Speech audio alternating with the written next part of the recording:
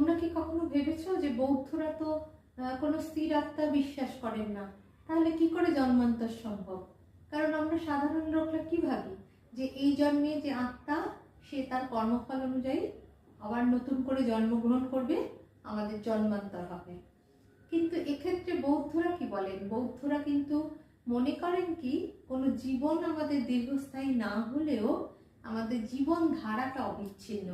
মানে জীবন ধারা মানে আমার যে পূর্ববর্তী সংস্কার সেটা পরবর্তী সংস্কারে যায়, মানে আগের সমস্ত তোমার কর্মের ফল একদম অবিচ্ছিন্নভাবে একটা ধারার মতো চলতে থাকে, যার ফলে তোমার এক জীবন থেকে অন্য জীবনে কিন্তু তোমার পক্ষে সেই জন্য জন্মান্তর সম্ভব হয়। তা এই ব্যাপারে বিস্তারিত জানতে গেলে লাইফ উইথ ফিলোসফি চ্যানেলটা সাবস্ক্রাইব করতে হবে এবং এ বিষয়ে আমার অনেক ভিডিও দেওয়া আছে, সেগুলো দেখতে হবে।